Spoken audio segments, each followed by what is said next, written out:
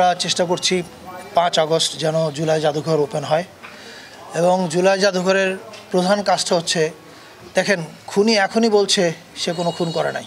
আপনি তার ফোন কনভারসেশনগুলো দেখেন, তাদের মধ্যে ন্যূনতম অনুশোচনা নাই।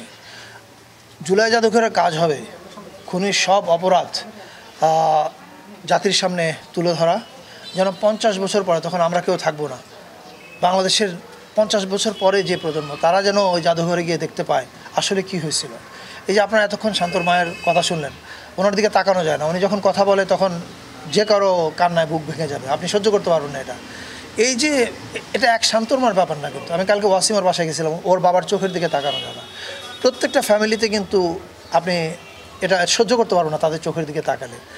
এই যে তাদের বেদনাটা যেটা আমরা এখানে দেখলাম, আমাদের কাজ হবে জুলাই জাদুঘরে এই বেদনাটা দর্শক যে ভিজিট করবে তার কাছে ট্রান্সফার করা, এবং এই ট্রান্সফার করার মাধ্যমেই কিন্তু এই যে আমরা যে দুঃশাসনের মধ্যে ছিলাম 16 বছর, এবং জুলাই শুধু মানে বীরত্বের না, জুলাই একই সঙ্গে আমাদের বেদনারও গল্প, এই গল্পগুলো যেন মানুষের কাছে একই পরিমাণ, যে বেদনা আপনি শান্তর মায়ের কথা শুনলেন, একই পরিমাণ বেদনা নিয়ে যেন জাদুঘরে ভিজিটের কাছে যায়। এটা আমাদের কাজ, এবং সে কাজ করার জন্য আমরা এখন আজকে হয়তো আমি 3-4টা জায়গা থেকে কিছু অবজেক্ট কালেক্ট করছি। অবজেক্ট মানে হচ্ছে শহীদদের, কিন্তু শুধু অবজেক্ট না,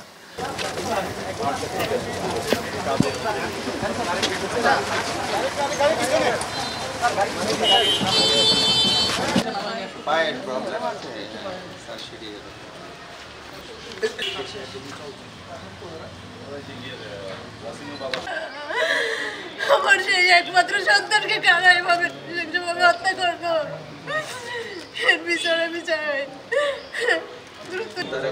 এটা আপনি পাইছেন কার কাছে? আবার ওর বন্ধুরা ব্যাগে ছিল, ব্যাগের মধ্যে যেটা ব্যাগ ছিল।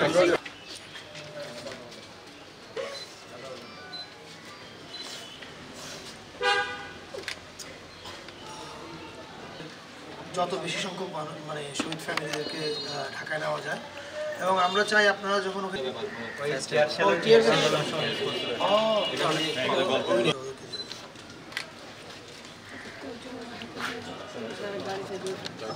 কোনো অসুবিধা নেই, আপনি মানে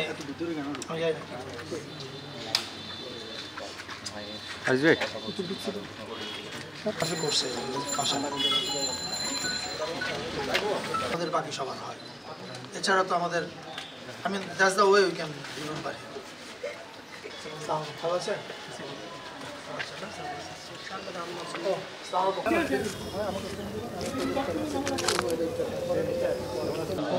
আপনি যখন একটু ফোন দেবেন আমার এখানে ধরে বলবে